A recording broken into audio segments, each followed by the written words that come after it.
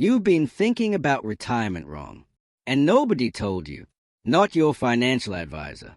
Not your parents. Not the internet. They all gave you the same advice. Save more, invest more, make the number bigger. But here's the uncomfortable truth sitting right in front of you. The size of your retirement account does not determine how well you retire. And the proof of that is happening right now in real households with real people, where the person with $500,000 is living better, sleeping better, and spending more freely than the person who spent 40 years chasing $2 million. That should make you stop. Because if that's true, and it absolutely is, then almost everything you've been told about building a retirement is missing the most important piece. And here's the part that gets you. The person with less money didn't get lucky. They didn't cheat the system. They understood something that most people never figure out until it's too late. And by the time this video ends, you will understand it too. Let's start with a question that sounds simple but isn't. What is retirement actually for? Most people say financial security. But think about what financial security actually means in practice. It means you can cover your life without fear. That's it. Not a big number. Not a trophy account balance. Just coverage without fear. And here's where the first crack in the story appears. Because a big number and a covered life are not the same thing. Not even close. Think about two people. Call them David and Mark. David spent his career grinding, investing, sacrificing. He hit $2 million by 62. On paper, David won. Mark took a different path. Smaller income, but smarter decisions. He retired at 60 with $500,000. On paper, Mark lost. But watch what actually happens next. Because this is the part nobody talks about. David's $2 million comes with something nobody calculated. A lifestyle that costs $12,000 a month to maintain. The big house. The expensive habits. The 2 cars. The annual vacations that became expectations, not luxuries. He needs roughly $104,000 to $4,000 a year just to stay where he is. And here's the math that quietly terrifies people in his position. At 4% withdrawal, his $2 million generates $80,000. His short $6,000 to $4,000 every single year. He goes back to work. Or he cuts his life in half. Or he slowly watches the account drain and pretends not to notice. Mark's $500,000 comes with something different. A life that costs $3,500 a month. His house is paid off. His car is paid off. His kids are grown. His needs are simple because he made them simple, on purpose, not by accident. At 4% withdrawal, his $500,000 generates $20,000. Add Social Security. Add a small part-time income he actually enjoys. And suddenly Mark is not just surviving. He's comfortable. He's free. He does what he wants on a Tuesday. And he never once panics about his account balance. So let me ask you this. Who actually retired richer? Write your answer in the comments. Because this is not a trick question. This is a real question that most people answer wrong until the day it becomes their life. Here's the thing, though. The story of David and Mark isn't really about money. It's about what money gets attached to. And this is where it gets psychologically interesting. Because the reason David couldn't retire on $2 million isn't that $2 million isn't enough. It's that $2 million became the floor of a lifestyle that never stopped growing. Every raise became a new normal. Every bonus upgraded something. Every year of earning added another layer to the life he felt he needed to maintain. And by the time the account hit $2 million, the life it was supposed to fund had already grown past it. There's a name for this. Lifestyle inflation. And it is the single most dangerous thing that can happen to a person who is genuinely trying to build wealth. Because it's invisible while it's happening. You don't feel it. You feel successful. You feel like you're earning it. You feel like you deserve the upgrade. And maybe you do. But here's the quiet trap nobody sees until they're already inside it. Every time your lifestyle grows, your retirement number grows with it. And if your lifestyle grows faster than your investments, you are actually moving backward, even when you feel like you're moving forward. Most people never connect those two things. That's a mistake. That's the gap between the person who retires comfortably on $500,000 and the person who can't retire peacefully on $2 million. Now listen carefully, because this next part decides everything. The question isn't how much money you have when you retire. The question is, how much money do you need every single month to feel like life is okay? That number, that monthly number, that is the most important financial number in your life. More important than your salary. More important than your investment returns. More important than your total net worth. Because that number determines exactly when you're free. And most people never actually calculate it. They just keep working and saving and hoping the number gets big enough. But big enough for what? For a life that keeps getting more expensive every year? For a lifestyle that keeps adding layers because that's what it feels like to feel successful? Comment, I see it now if this just clicked for you. Because this realization changes the way you look at everything. Here's a deeper truth that sits underneath all of this. The person with $500,000 who retires rich didn't win the financial game. They won the identity game. And that's harder. That is so much harder. Because somewhere in their life, they made a decision that most people can't make.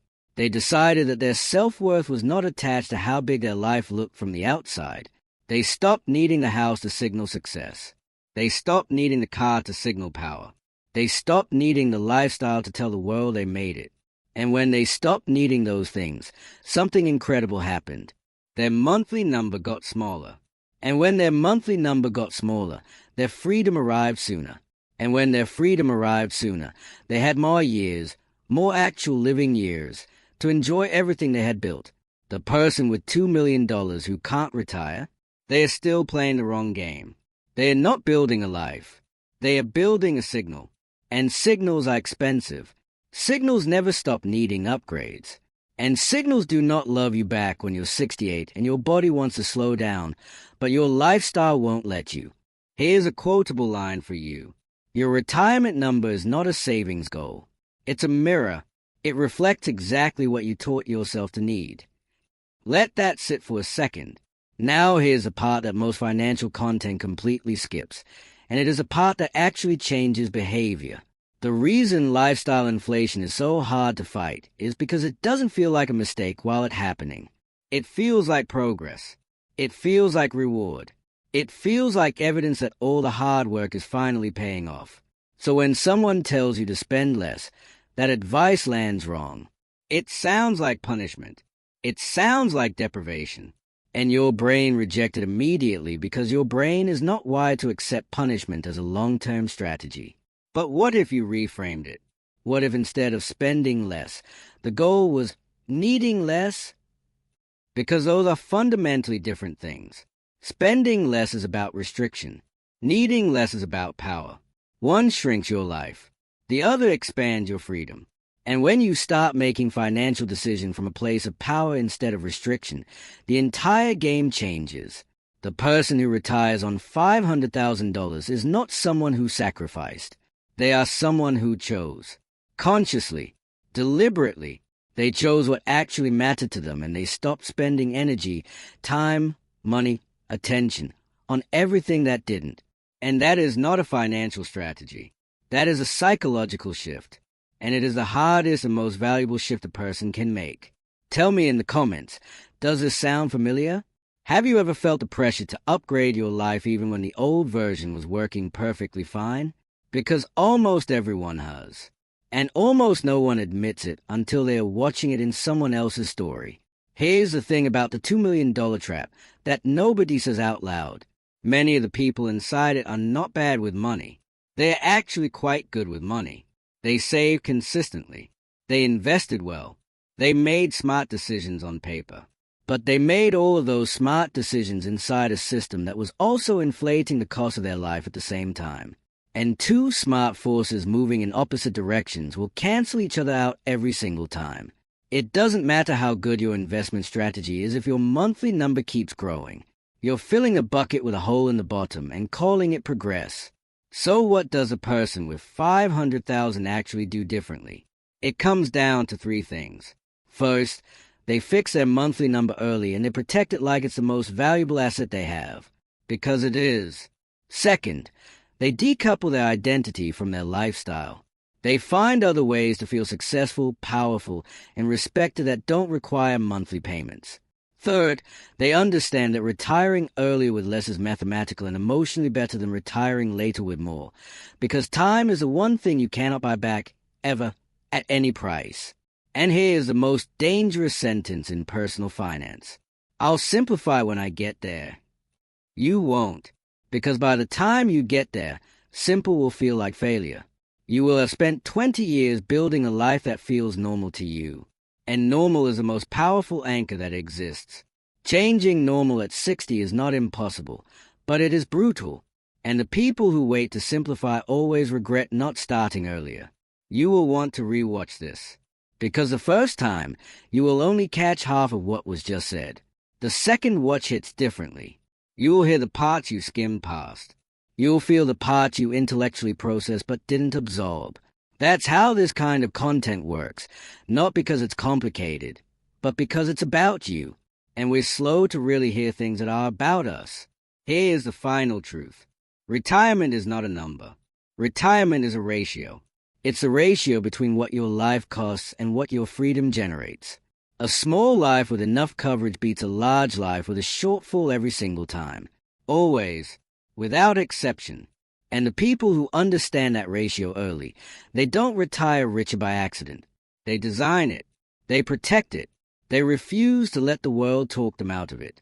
And they end up living in a freedom that people with 3 times their net worth are still working toward. So here's your real question. Not how much do I need to retire? That's the wrong question. The right question is, what kind of life do I need to feel free? Because once you know that number, your real number, your honest number, not the number your lifestyle demands, but the number your soul actually needs, everything else becomes a plan instead of a hope. If this made you think differently about what retirement actually means, that's the point. You already know what to do next.